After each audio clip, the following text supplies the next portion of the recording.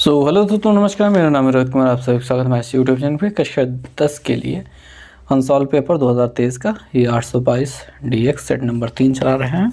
देखो भाई, बहुविकल्पी प्रश्न बता दिए थे, अब यहाँ पे आ जाते हैं। देखिए, वर्णात्मक प्रश्न में खंड ब में जो पहला क्वेश्चन दिखाई दे रहा है कि इसे देखिए कि √3 एक अपरिमेय संख्या है। इससे रिलेटेड मैं कई वीडियोज़ बना चुका हूँ। मैं आपको बता चुका हूँ कि ये कैसे होता है, और चूँकि ये बहुत बोरिंग होता है और मैं थक जाता हूँ इसमें पूरी एनर्जी देते देते, तो इस वजह से मैं इसको नहीं बता रहा हूँ। ठीक है। और मेरे चैनल पर बहुत सारी वीडियोस, मतलब 3-4 बार तो मैंने बनाए ही हैं, तो कर सकते हो, आप वो देख सकते हो। फ़िलहाल हम चलते हैं। ठीक है, बोरिंग चीज़ों को दूर रखते हैं। ये पहले का बी वाला करते हैं। यहाँ पे आपको दिखाई दे रहा है tan, दिखाई दे रहा है a+b बराबर 1 दिखाई दे रहा है। अब आप जानते हो tan में किसकी वैल्यू 1 होती है? tan a+b, tan में 45 की वैल्यू, यानी tan 45 डिग्री की वैल्यू 1 होती है। tan से tan कट जाएगा एंड a+b बराबर 45 डिग्री हो जाएगा, जिसको इक्वेशन नंबर 1 कहेंगे आप। दूसरा ये दिया गया है tan a-b बराबर 1/√3। ठीक। अब tan में किसकी वैल्यू 1/√3 होती है बताइए? a-b, तब तक मैं ये लिखता हूँ। तो tan में tan 30 की वैल्यू होती है 1/√3, तो a-b बराबर 30 डिग्री मिल गया, समीकरण नंबर 2। अब यहाँ पे जो दिया गया है कि 0 अंश से बड़ा या बराबर हो सकता है a+b, छोटा या बराबर हो सकता है 90 डिग्री के। तो इससे ज़्यादा कोई मतलब नहीं है, टेंशन लेने वाली बात नहीं है। बस आपको हल करते जाना है और ये सब कुछ खुद ही हो जाएगा, उसको लिखने की आवश्यकता नहीं, मतलब कोई ज़रूरी नहीं है कि आप उस पर ध्यान दें। अब समीकरण 1 और 2 को जोड़ने पर, 1 व 2 को आप जोड़ दीजिए, तो a+b बराबर 45 है और a-b बराबर 30 है। जोड़ेंगे तो b और b कट जाएगा, ये 2a हो जाएगा और ये 5 और ये 7, 75 हो जाएगा। तो a बराबर हो जाएगा 75/2, भाग कर दो, 2 तिहाई 6, 2 सत्ते 14.5, यानी a की वैल्यू हो जाएगी 37.5 अंश। ठीक। अब a की वैल्यू अगर रख देते हैं, ठीक है, तो समीकरण नंबर 1 में ही रख दो, तो 37 a का मान समीकरण 1 में रखने पर, तो 37.5 प्लस b बराबर कितना हो जाएगा? यहाँ पे 45 था, तो 45, तो b बराबर हो जाएगा 45 माइनस 37.5। ठीक है। घटाना करना आता है? नहीं आता, बहुत से बच्चों को ये घटाना भी नहीं आता है। 45.0 लगाओ और 37.5 लिखो, ऐसे घटाया जाता है। ठीक। हासिल लो 10 में से 5 गिन 5, यहाँ बचेगा 4, हासिल लो 14, 14 में 7 गिन 7, 3 में से 3 गिन खत्म, यानी 7.5। अच्छे से घटाना सीख लो भाई। ओके, तो मतलब हो गया, ये प्रश्न तो हो चुका है, काफ़ी आसान था। ओके, तो प्रश्न संख्या पहले का सी वाला हम देख लेते हैं।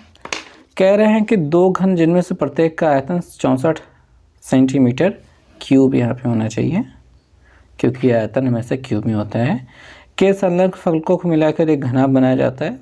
प्राप्त घनाभ का पृष्ठीय क्षेत्रफल। बहुत सिंपल क्वेश्चन है, बहुत बार ये पूछा जा चुका है, बहुत बार मैंने इसको हल भी कराया है। ठीक।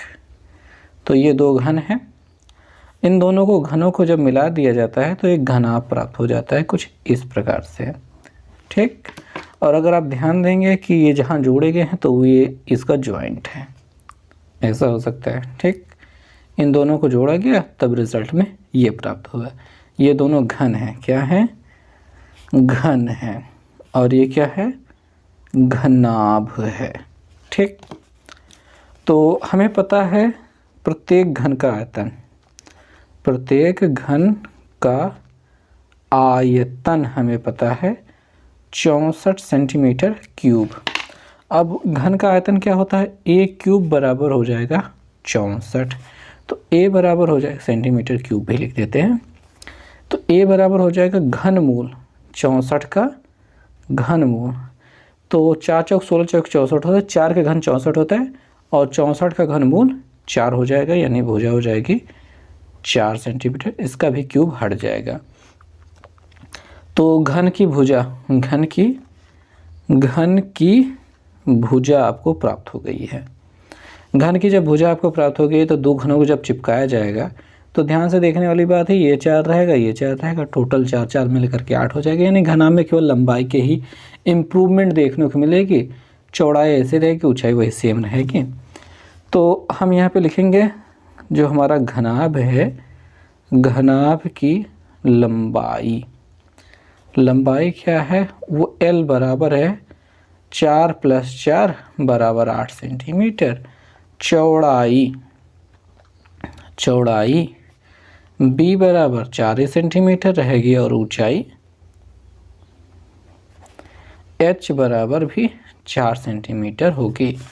हमसे यहाँ पे पूछ रहे हैं घनाभ का पृष्ठीय क्षेत्रफल। पृष्ठीय क्षेत्रफल मतलब पृष्ठ, इसकी ऊपरी सतह जिस पे पेंट करना है वो वाला क्षेत्रफल पूछ रहे हैं। तो पृष्ठीय क्षेत्रफल,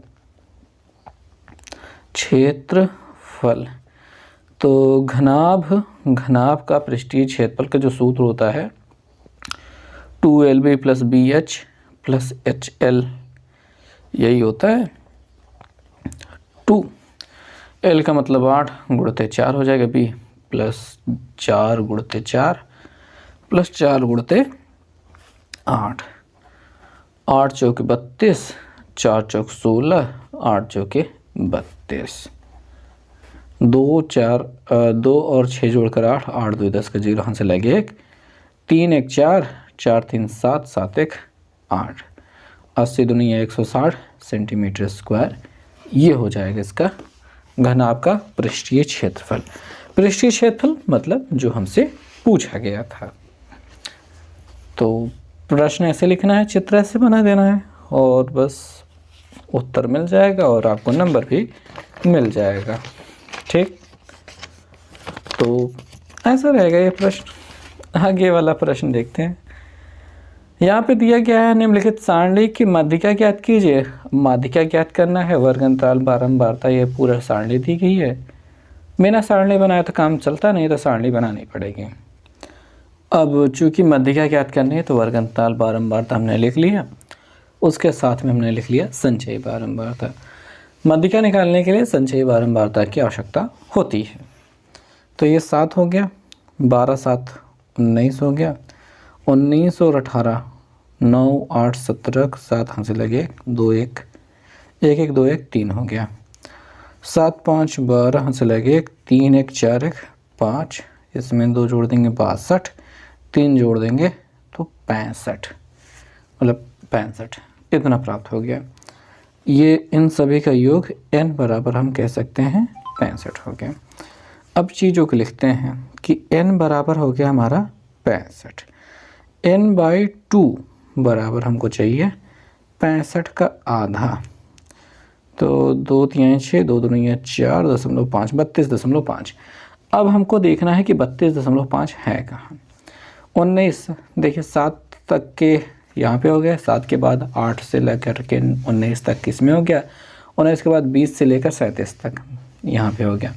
तो यह 37 तक है, तो 37 ये 32 मतलब यहीं पे शामिल है। तो भाई बात ये होती है, इसके सामने वाला ये ठीक है क्या होता है, F होता है, इसके सामने से ये ऊपर वाला CF होता है। ये होता है माध्यिका वर्ग, माध्यिका वर्ग।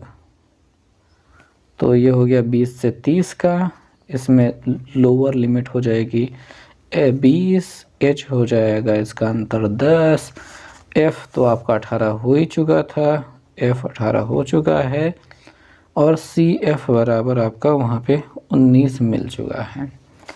अब हमें माध्यिका का सूत्र लिख लेना चाहिए। माध्यिका का सूत्र तो L plus n/2 minus C F upon F into H, ये हो गया फॉर्मूला। तो L की जगह पे यही अपना 20 प्लस n/2 मतलब यही 32.5 जो मिला था माइनस सी एफ यहाँ पे मिला था 19 बटे एफ कहाँ मिला था 18 गुणते एच मतलब 10। ठीक, सबसे पहले घटाना कर लेते हैं। 20 प्लस देखेंगे दशमलव के बाद जो 5 है उसका इधर घटाने में कुछ है नहीं तो 0.5 ऐसे रहेगा। हाथ से लीजिए 12 में से 9 गए तो 3।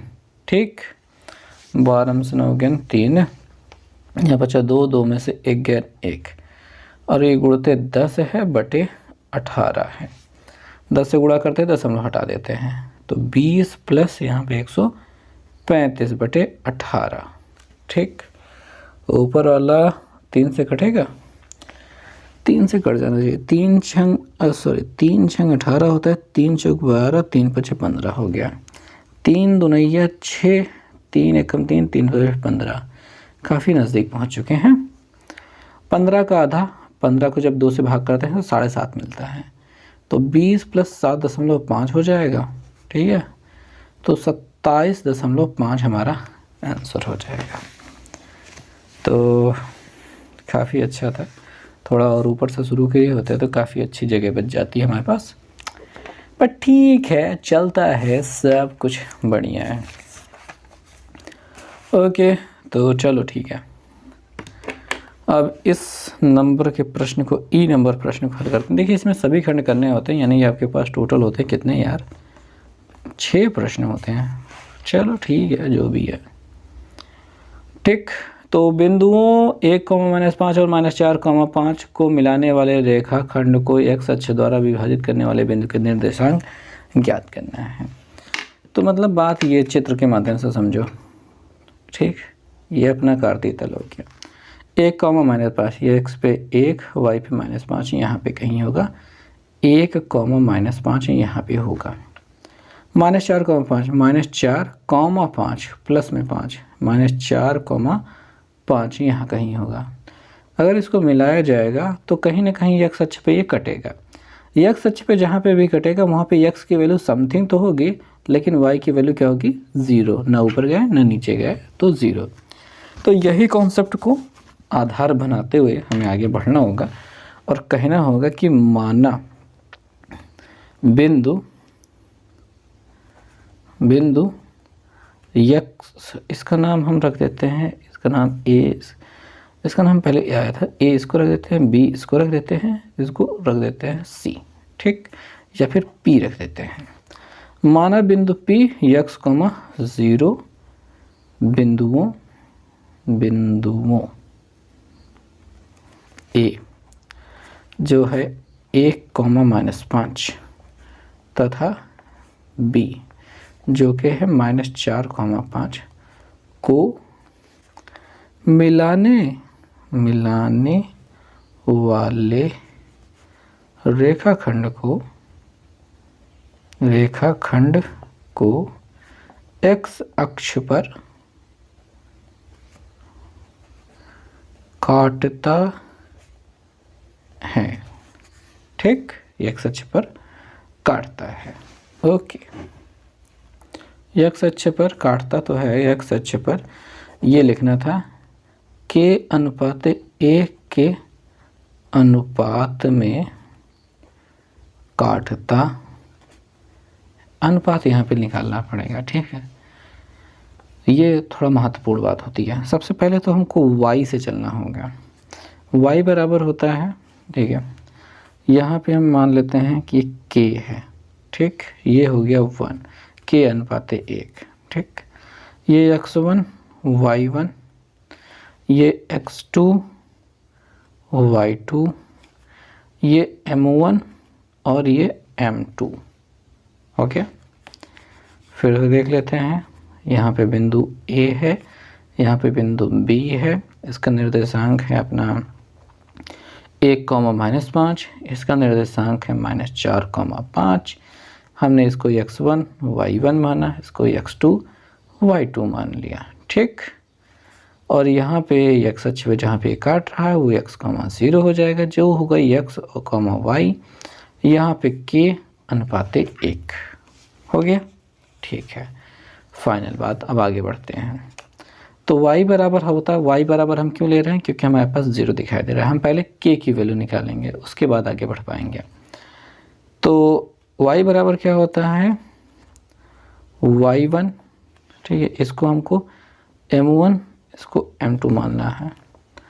y1 m2 plus y2 m1 upon m1 plus m2, चीज़ों को रखना है। यहाँ पे दिखाई दे रहा है 0, y1 कहाँ है, ये रहा -5 गुणते m2 कौन है 1 प्लस y2 कौन है, यहाँ पे 5 दिखाई दे रहा है, और m1 कौन है k बटे क्या है 1, सॉरी हाँ k प्लस 1 हो जाएगा। अब k प्लस 1 का 0 में गुणा हो जाएगा तो 0, इसका 5 और 1 का गुणा -5, इसका गुणा प्लस 5k। अब 5k को इधर भेज दोगे तो -5k हो जाएगा, इधर -5 पहले से है, माइनस से माइनस काट दो। k बराबर 5/5 बराबर k बराबर हो जाएगा 1, कट जाएगा ना, 1 बच जाएगा। तो अतः जो हमारा अनुपात है वो हो जाएगा 1:1, ये हो गई बात। अब इस बात के हो जाने के बाद क्या होगा ये कि हमें x वाली वैल्यू से चलना होगा। तो x1 m2 plus x2 m1 upon m1 plus m2 हो जाएगा। x की वैल्यू तो निकालनी ही है, तो x1 कौन है 1 गुणते m2 कौन है 1 प्लस x2 कौन है -4, उसमें गुणा करेंगे m1 कौन है जो k था वो अब 1 बन चुका है, हमको यहाँ पे पता चल चुका था। ठीक, तो यहाँ पे m1 और m2 दोनों 1 हो चुके हैं, 1 का नाम 1 और 4 का नाम -4 यहाँ पे हो जाएगा, बटे 2, 1 1 2 हो जाएगा, तो यहाँ से घट जाएगा तो -3 बचेगा बटे 2, जिसको हम -1.5 भी कह सकते हैं x की वैल्यू। ठीक है, तो हमारा जो अभीष्ट बिंदु है, हमने बताया जैसे कि बिंदु क्या माना था x, 0, तो x की वैल्यू मिल गई है, x की वैल्यू मिली है -1.5 और 0, ये हो जाएगा अभीष्ट बिंदु जो हमें ज़रूरत है, जिस बिंदु की आवश्यकता थी। चलो इतना लंबा मैंने बता तो दिया, चूँकि अब दशमलव में उत्तर आ गया, इस वजह से मुझे कन्फ्यूज़न इस बात की कि उत्तर सही है कि नहीं है। अब सही है कि नहीं है उसको चेक करने के लिए यहाँ पे आ चुके हैं उत्तरमाला में -3/2 दिखाई दे रहा है। अब चूँकि हमको -3/2 पहले ही मिल चुका था, तो हमको ये लिखने मतलब ज़्यादा ही लिख दिया, यहाँ पे -3/2 ही लिख सकते थे तो भी सही था, ये आगे 1 नहीं रहेगा, -3/2 यानी -3/2, 0 जो हमने निकाला है वो सही है। अब आपके मन में संदेह होगा कि सर हम दशमलव में ले जाएं या फिर बटे में ही छोड़ दें एग्ज़ाम में, क्योंकि हमको उत्तर तो देखने को मिलेगा नहीं। तो आप कुछ भी कर दें, दशमलव में छोड़ दें या फिर बटे में छोड़ दें, ज़्यादा अच्छा क्या रहेगा, आप बटे में छोड़ दें, दशमलव में जाने की आवश्यकता नहीं है। ठीक, तो जो भी ज़्यादा अच्छा होता है वो मैं आपको बता ही देता हूँ, ताकि आपको ज़्यादा अच्छा एक्सपीरियंस मिल सके आंसर देने का, और ज़्यादा बढ़िया मतलब ऑथेंटिक चीज़ें जो रहनी चाहिए, जो एकदम सही बातें होनी चाहिए, वही मैं बताने का प्रयास करता हूँ। पर ह्यूमन एरर, गलतियाँ होती रहती हैं मुझसे। आइए चलिए देखते हैं 1F, बिंदु A के निर्देशांक याद कीजिए, जहाँ AB वृत्त का व्यास तथा केंद्र ये है, और B के निर्देशांक यहाँ पे दिखाई दे रहे हैं। एक वृत्त बना लेते हैं, यहाँ पे ये हो गया AB व्यास हो गया, O केंद्र हो गया। ठीक, अब इसके जो निर्देशांक दिए गए हैं वो लिख लेते हैं। B के निर्देशांक 1,4 दिया गया है, और O का निर्देशांक जिसका केंद्र 2,-3 दिया गया है। इसका x, y हम मान लेते हैं। अब देखो हमको क्या दिया गया है, एक वृत्त का व्यास है, व्यास AB है और केंद्र O है, ऐसी होगी बात है। और उसके बाद अपना सारी चीज़ें तो दिखाई दे रही हैं। अब मध्य बिंदु का सूत्र यहाँ पे देखिए, बात ये है चूँकि OAB का मध्य बिंदु है, क्या है, मध्य बिंदु है। मध्य बिंदु का एक सूत्र होता है, आपको पता होना चाहिए। सूत्र होता है, ठीक है, कि x, y बराबर होता है x1 + x2 बटे 2 और y1 + y2 बटे 2। ठीक, ये हो गया अपना फार्मूला। अब देखिए ये यहाँ पे होगा ये x1 y1, ये x2 y2 और ये x और ये y। ठीक, तो x बराबर हो जाएगा, x1 है x1 प्लस x2 है ये 1 बटा, सॉरी अरे यार मुझे कुछ करना था, x1 की जगह पे 2 रखना था, मतलब पहले सूत्र ही लिख लेता हूँ, कंफ्यूज कर दे रहा हूँ मैं खुद को ही। तो देखो x के जगह पे 2 रख दिया बराबर x1 ही रखेंगे प्लस x2 ये दिखाई दे रहा है 1 रखेंगे बटे 2 से उधर गुणा करा देंगे तो 4, x1 + 1 उधर जाके घटा देंगे तो x1 बराबर 4 - 1, तो कितना मिल जाएगा 3, ये हो गया 1। ठीक, और y बराबर होता है y1 + y2 बटे 2।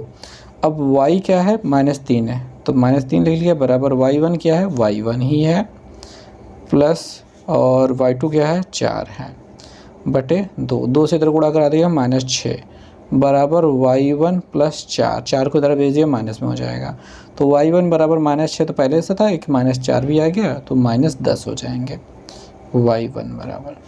ठीक, तो A के निर्देशांक ये हमको चाहिए ना, तो वो क्या हो जाएगा, x की वैल्यू 3 है और y की वैल्यू -10 है, तो ये आंसर हो जाएगा।